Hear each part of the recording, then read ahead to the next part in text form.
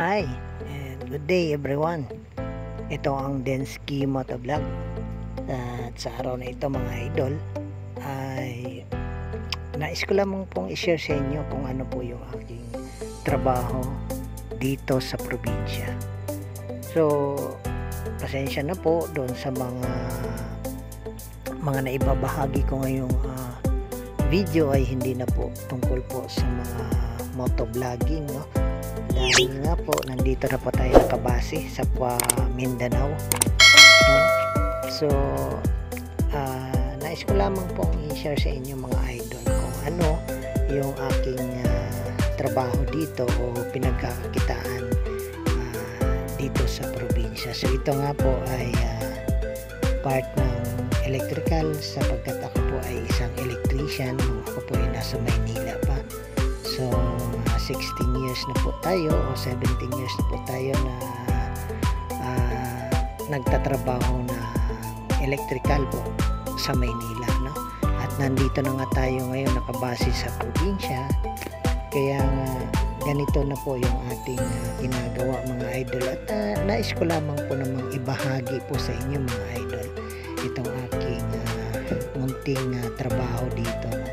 Medyo delikado nga lang po ito kasi live wire po itong aking nililipat, no?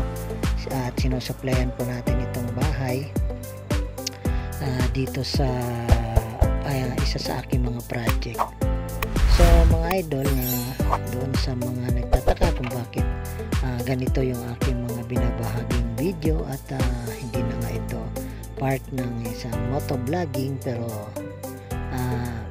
mga idol, hindi na po ako kasi nakakapag rides talaga ngayon, at hindi na rin po ako nakakabiyahe o nakakapag long rides tulad po nung una. So kaya po kung ano na lamang po yung aking ginagawa ay ibinabahagi ko na lamang po ito dito sa YouTube. Nagpapasalamat po ako sa inyo mga idol doon sa patuloy na nakakapanood nitong aking video.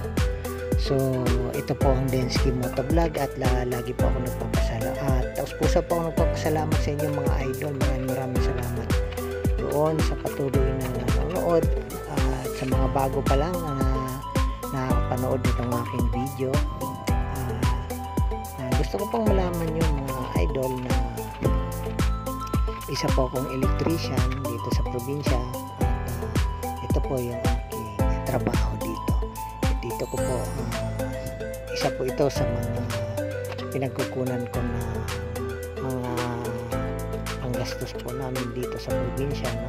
Hindi man ako lagi kasi isa lamang po akong on call electrician mga idol. So kung mayroong project ay nakakaroon tayo ng kahit papano ay nakakatulong din po ng konti sa aking pang-araw-araw na buhay dito sa Mindanao.